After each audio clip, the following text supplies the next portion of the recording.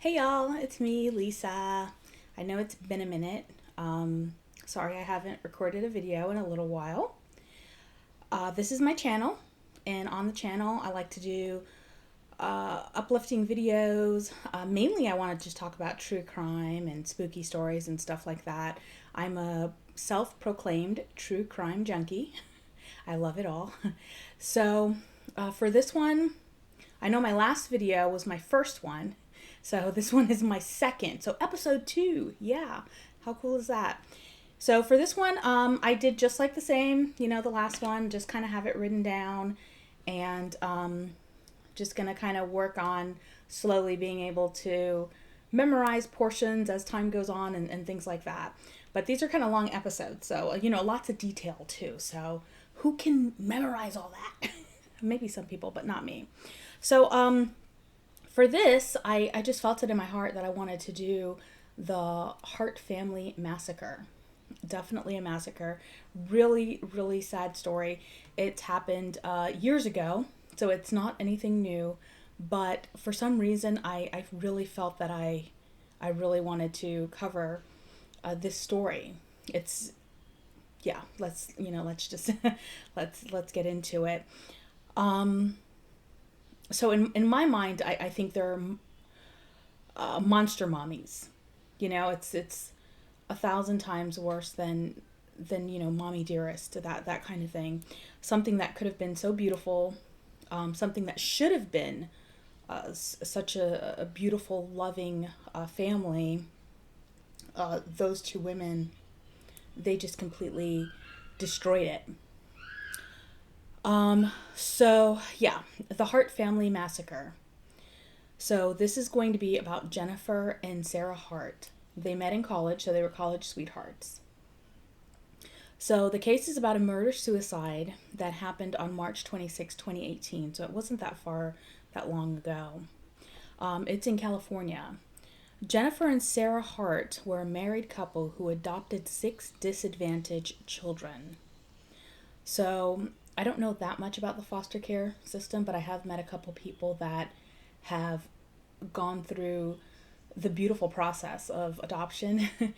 And from what they've explained to me, it is easier to adopt I guess maybe what would be considered a disadvantaged child, and that would really just be like maybe an ethnic child, or a child that even has some sort of mixed race. Even though the ones that have mixed race are sometimes more adoptable than those that don't.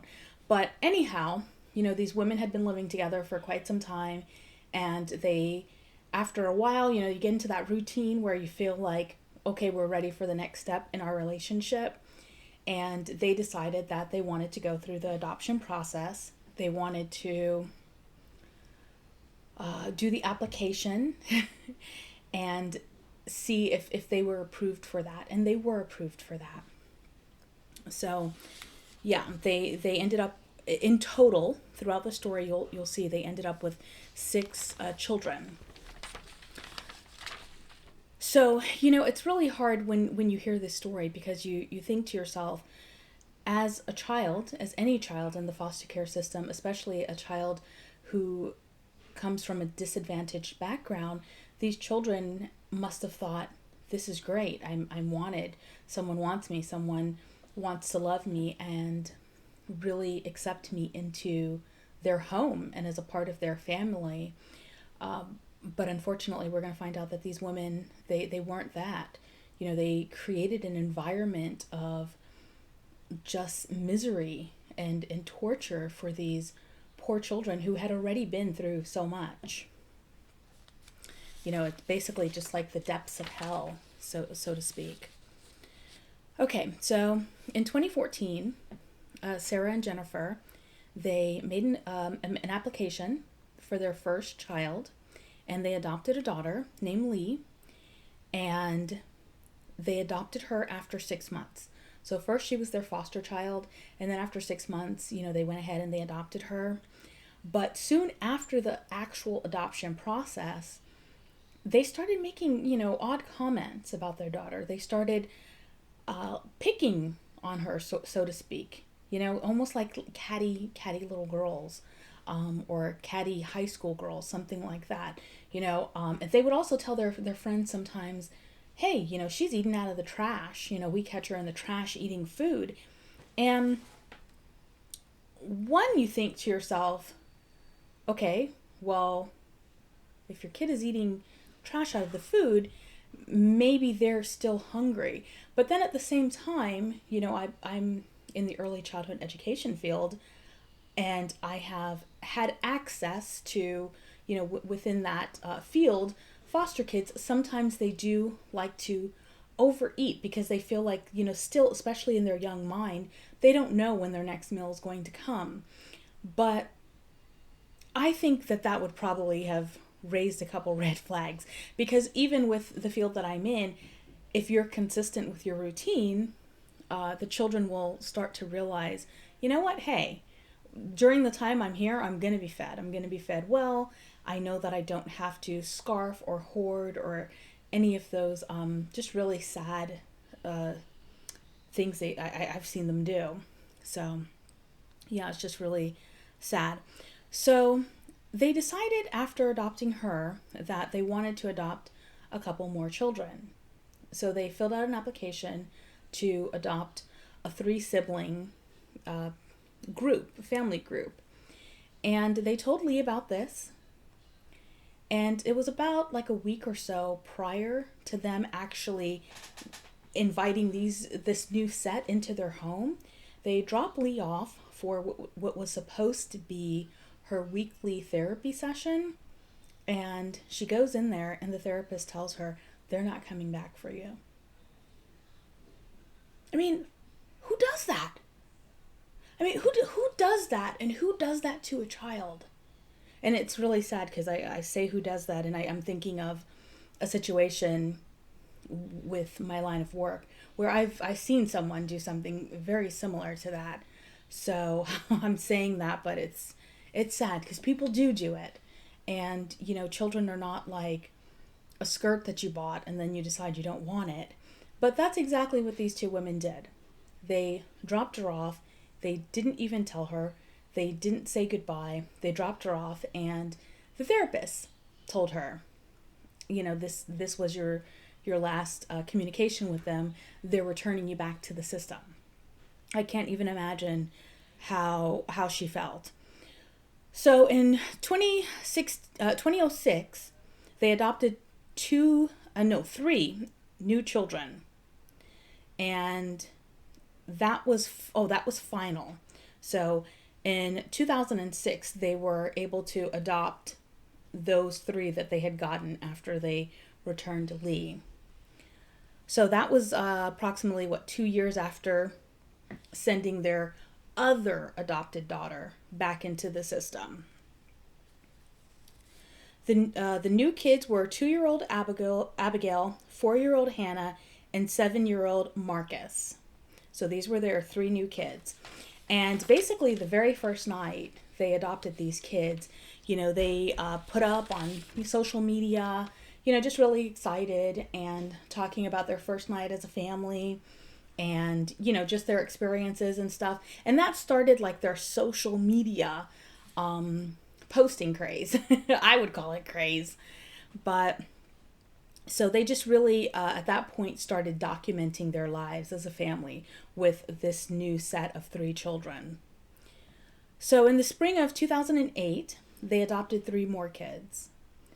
That was 5-year-old Devonte, 4-year-old Sierra, and 3-year-old Jeremiah.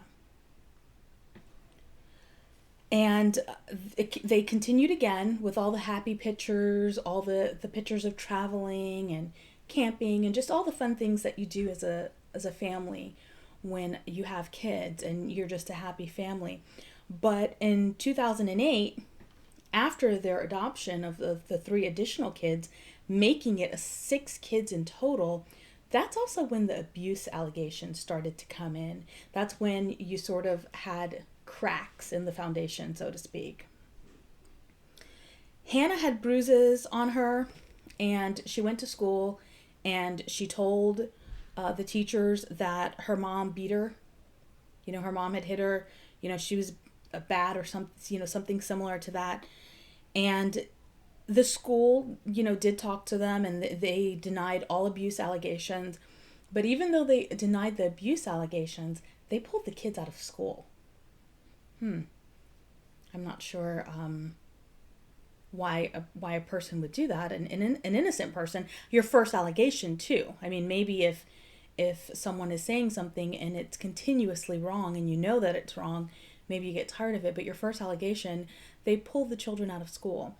So the school made a report about that. I don't know what they said, but they made a report about them pulling the children out of school. So then they re-enrolled children into school. I mean, big red flag right there. Again, to me, besides just returning a child, their first daughter, but now it's like, and I really wonder, to be honest with you, I wonder if when these kind of situations come up and they had returned a child previously, I wonder if they even interview that child and, ask, hey, what was life like? They said you ate out of the trash. Why were you doing these kind of things? I wonder what that whole thing was about. But anyways, the children were immediately re-enrolled in school after CPS found out, and they started investigating that. So, like I said, the women loved to document their unconventional family, and it was an unconventional family. It was basically 2 lesbians and 6 beautiful adopted children. They had opened their homes to these children. They took these children all over the place. And I mean, they were unconventional. They were just really free. I would probably describe them as hippies, or at least from the pictures and from the people that you've spoken. I mean, other people have spoken with about them, and they just seemed like really great hippie people. I mean, sometimes you don't realize who people are behind closed doors. I mean, you really don't. You see these pictures online, and that's just this tiny little snapshot of what they want you to see. But they opened up their doors to these beautiful children, and they just really got in there, and they were giving them, at least from pictures, giving them an experience, like really giving them a nurturing experience. And that's where I come in and I say, this should have been the poster child family. So yeah, just very, very eclectic. And it just really makes me sad, seeing the pictures and knowing these children. Well, the women decided that they were going to move to Oregon. And they were going to move to Oregon because that had more of the vibe they were going for. I mean, they took these kids to demonstrations. They took them to festivals, bands, just that whole vibe. And if you've ever been to Oregon, you know that vibe. You know that, well, I know also that keep Portland weird kind of vibe, which is sort of the same vibe in parts of Austin, Texas also. But it was when they decided to move to Oregon, because Oregon had more of that vibe that they wanted, more of the vibe that they wanted to raise the children around in, and things like that, that they decided to get married. So after the move to Oregon, Jennifer and Sarah, they decided to get married, and Sarah and the children took Jennifer's last name. So that's where they come in as the Harts. So they posted more pictures, just more, visual documentation of their lives. They like to promote love, acceptance, community, just anything that they could do to project that and to support that. That's what they would do. And they used their unconventional family as like a poster for that. And especially in that area, that was probably at the time very well received. So people did believe they were the perfect family, based on their social media posts, which they posted a lot. But it was around the same time that they moved in Oregon, that there were the second wave of complaints and abuse allegations. And, the teachers were starting to realize bruises on the kids. The kids would come to school and they would say that they were hungry, or the kids would come to school and they would steal food from the other kids because they weren't eating at home, and they were just hungry. And they would tell stories about the punishments that they would receive from their moms. So the moms, Jennifer and Sarah, ended up pulling the kids from school and began to homeschool them. And with that homeschooling experience, we also started to see even more cracks. Like when the foundation of a home or any building starts to go bad, you might just slowly start seeing the tiny cracks. But over time, if you do not have foundational repair, the cracks become bigger and bigger and bigger. And this is what has happened in this case. The very first allegations, and for me, it's when they had to return their very first original daughter. That's a big crack. That's a big red flag. But because everything wasn't repaired and it wasn't fixed properly, it just continued getting bigger and just becoming more out of hand at the expense of these children, unfortunately. So they pulled them from school and they began homeschooling them. People close to the family started talking because they were noticing how miserable the children were and how terrified they were of, especially Jennifer, because people started noticing that Jennifer ran the family like it was a military institution. She was very strict with the children. And now, in a different light, people can see that closer. There are even allegations, or I guess whispers, you can say, where she would withhold food from them until they performed to her pleasing for the next photo shoot or whatever it is that she had or in her mind that she wanted to do for social media, to once again come off looking like this perfect mom to these children. She raising these children that no one else wanted. So yeah. So they were saying, yeah, basically, she withheld food and stuff like that. So they seem to really crave this attention that they received from just all the likes, all the recognition, and things of that nature. And in 2014, Devontae, he was caught on camera hugging a police officer at a Black Lives Matter rally. And that image went viral, absolutely viral. It went viral, nationwide news, and it was just a symbolism of peace and love. Shortly after that,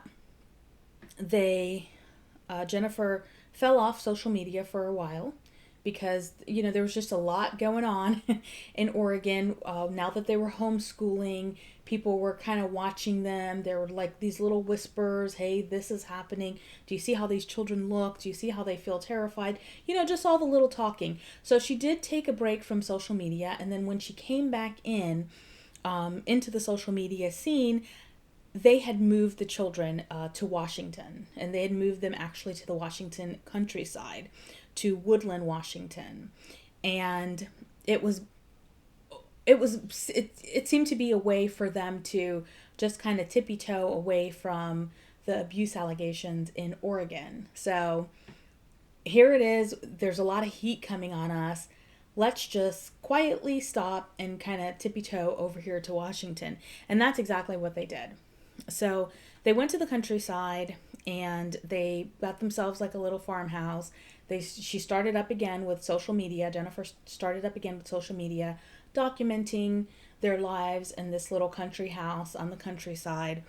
But as we know, again, like I said, when you have foundational repair, when you have foundational problems, unless you actually receive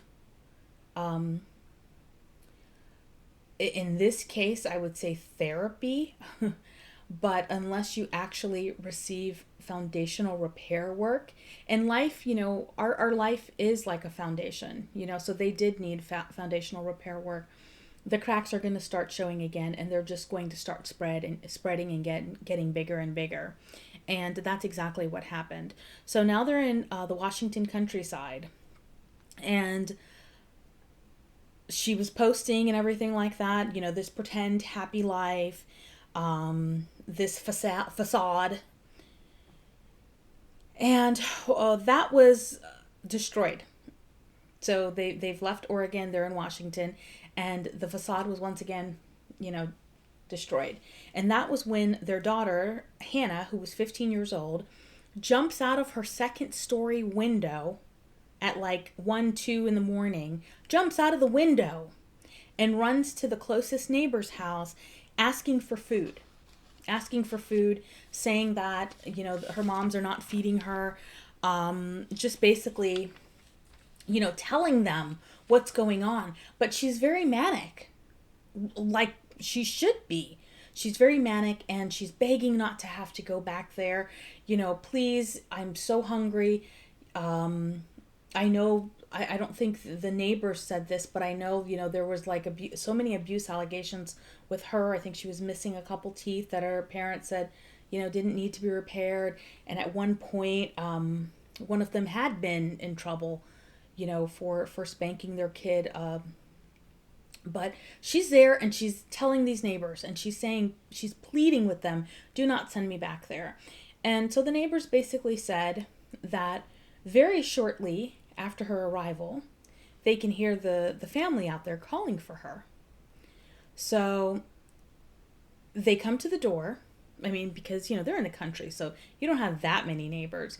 So they come to the door, and Hannah is begging them, please don't tell them I'm here. I don't want to go back. But obviously the mom sort of worked it out with the neighbors and told them, hey, everything's okay. It's a misunderstanding. And the neighbors sent Hannah back. That's what it comes down to. The neighbors sent Hannah back, but they also really opened their eyes. So the wife kind of, after this experience, they listened to the adults, but she started making like a diary, because it's 2:00 in the morning. Your child just jumped out of a second story window. She started making a diary and felt that she didn't feel comfortable with what she saw. And she made a diary. So after Hannah goes back, actually the very next day, they sent a couple of the kids over, and it's with a note. And it's a note that supposedly Hannah wrote apologizing for what she had done the day before. And this wife and this husband, they accept this note, but they also kind of look at the children, and they realize these children are here, they're standing at attention. There's just something not right about these children. And like I said, the wife decided she was going to start making a diary and start cataloging some of the small things she saw after this experience with Hannah. And she cataloged things like the children are always punished, the blinds are always closed, just the little tiny things that she saw. So a few weeks later, the same neighbor, another child shows up at their door. Yeah, another child. And this one's Devante. He is more composed and more articulate than Hannah at this point. And he goes to the neighbor, and he calmly says, can you please give us some food? He asks for a care package, and he asks them to leave the care package in the field between the houses, but in a place where his moms can't see, his parents can't see. So he asked for this care package. He asked them to call CPS, and he also tells them that everything Hannah told them was true. That just really blows my mind, because this young child was so thoughtfully organized that he composed himself. He went to the neighbors. He knew that him and his siblings needed help. He went to the neighbors and he asked them for help. But he asked them specifically, this is what I need you to do to help me, please. The fact that he even had to think of this, the fact that he even could think of this, that just makes me want to cry.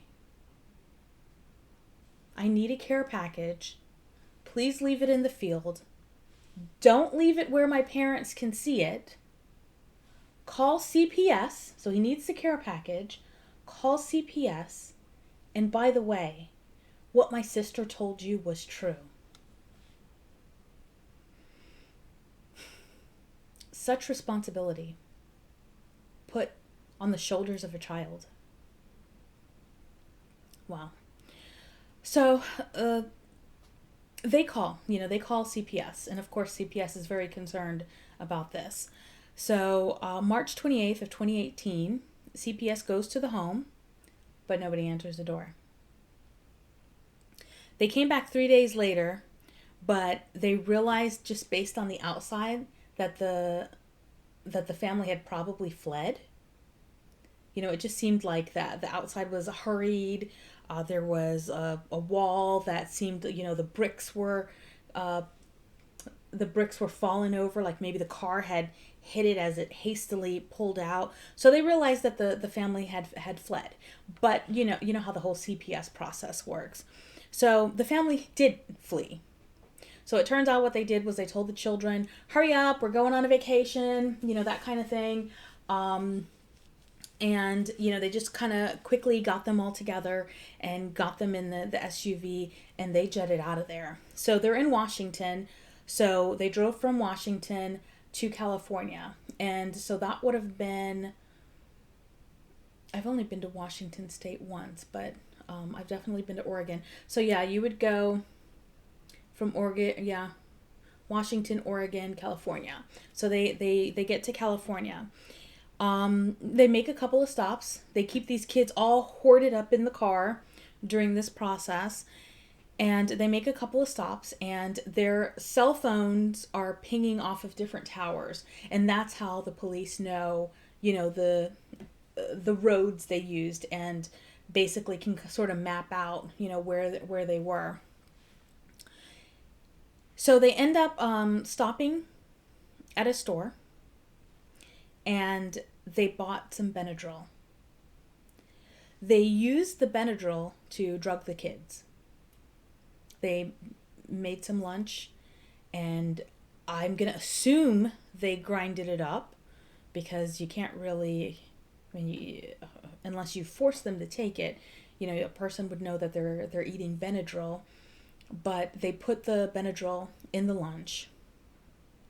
So during this time, it was actually Sarah that was preparing this lunch to drug the children. And I don't mean just regularly drug. You give your kids Benadryl if they are having an allergic reaction or if a bug bite or something. They over exceeded the amount of Benadryl, just practically trying to probably kill them. So they gave them these high dosage of Benadryl in their lunch. And Jennifer is drinking beer, which she wasn't a drinker, but she's not just sipping on a beer, she's guzzling the beer down. So she's drinking a high quantity or a large quantity of beer. And that wasn't normal for her. She just didn't really drink. But as they're drugging the kids, she's drinking all this beer. So after they finish eating lunch and everything, Jennifer gets behind the wheel and she starts driving once again. Sarah is in the passenger seat, and as Jennifer is driving and going towards the coast, Sarah is Googling, let me not say Googling, she's searching. I don't know which search engine she was using, but she's searching, and she's searching questions like, how long does it take for you to die of hypothermia? And hypothermia is where you're in a situation where you're so cold, your body starts shutting down. And we find out later, obviously she was doing that because searching that because they're going to go over the cliff into the water, and that water's freezing. So she's searching. How long does it take to die of hypothermia? Does it hurt to die?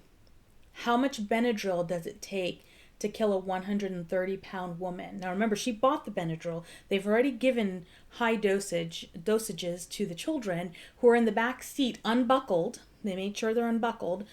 And now she's searching these kinds of things. So after making these online queries, Sarah takes 40 pills of Benadryl. 40! I take 2, and in about an hour, I'm sleepy. I mean, Benadryl is just one of those drugs where 2 pills can make me, a grown woman, sleepy. She takes 40. Jennifer gets the location that she wants, and she just speeds towards the edge. She stops for a moment, and she speeds. She speeds towards the edge of that cliff. It's a 100-foot cliff, and she deliberately drives her family right off that cliff. Yeah. She just goes right over. The cops later, because originally they thought it was an accident, but, they're so smart. They do all of these investigative techniques, and they realized there was no brake marks at any point. The highway and the cliff are about like 75 feet away from each other. So this was deliberate. And they could also tell, because they can tell where, when they came off the highway and they went towards the cliff, where the car stopped. So they can tell that the car stopped, and then, they accelerated at rapid speed forward. So everyone's body was found at the bottom of the cliff. A couple of the kids, actually all of them, had been thrown out of the car. Devontae's body was never found.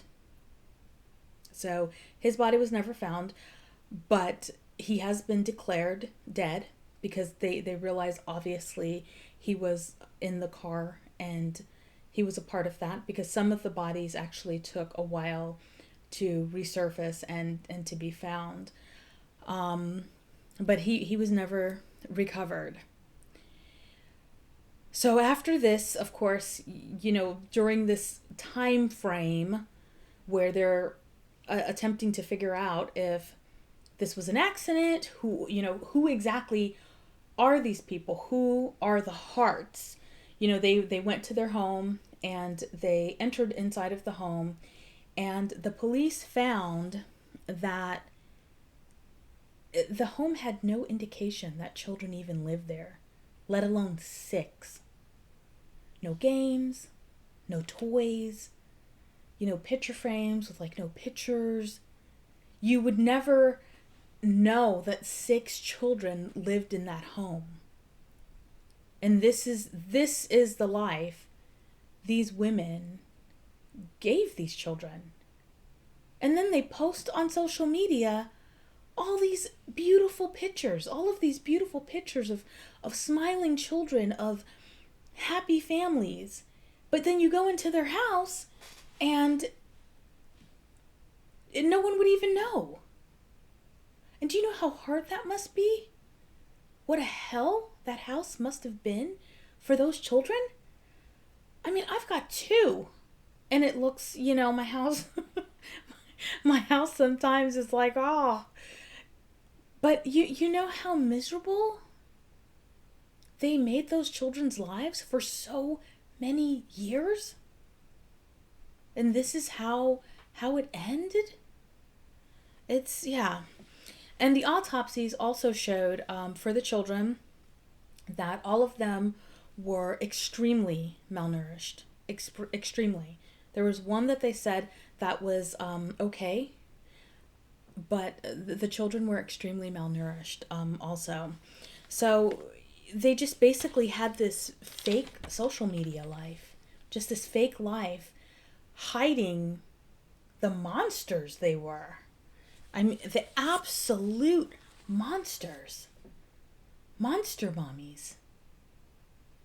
So, because you've harmed another human being because you've taken it upon yourself to harm a child. You're not going to take your punishment. You're going to take your life, which, okay, take your life. If that's what you feel, take your life. But you're going to take the lives of 6 children? You've just cut those lives short. You've allowed yourself to be so hateful.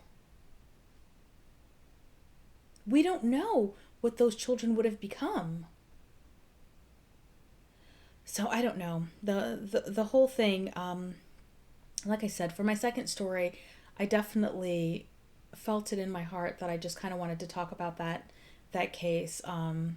It's not terribly old, but I just wanted to touch base with it and just remember the kids. And I'm gonna try to see if I can. I'm still getting used to the whole podcast thing, but I'm gonna see if I can upload some pictures of those beautiful, beautiful smiling faces.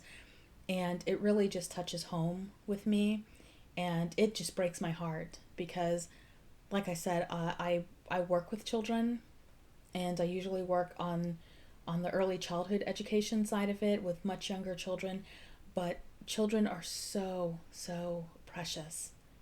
And I have actually been around some foster children who have come from abusive situations, and you have to like really hold them and nurture them, and it's a process. I mean, it's a process, and I definitely tip my hats off to all of the women around me who've worked with children like that, and they know what a process it is, as CPS and things like that. So it really angers me and it really hurts me when I see these women that I think could have just created something so beautiful. So beautiful. And I see how they've crushed that beauty and used it for hateful, almost demonic type practices for years and years and years. The most vulnerable of the population, I know some people think, the homeless are vulnerable, which they are, but imagine being a child and being homeless. Imagine being a child and being homeless and then offered a place in this world, only to have someone treat you like a piece of crap. I mean, worse than a piece of crap. So it just really, it touches a nerve with me. Like I said, I work with children, and I beyond love children, and I've worked with children, my whole career, even before I had my own kids. So this, this story was really, really hard. And I just want to take a moment, and I just want to remember the kids, and I just want to say each of their names and just have a quick moment of silence for each of them. Yeah, that's all I can do. Hannah,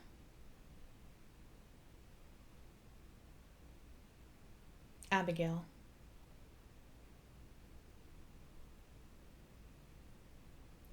Sierra,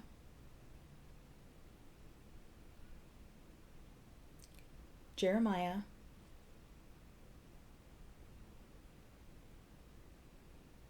Devontae,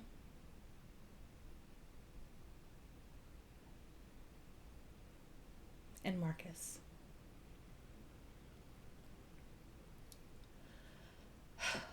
That's really hard. It just, makes me want to cry. But yeah, like I said, I just wanted to sort of talk about that and just remember those kids. Okay, well, I'll see you guys for my next podcast.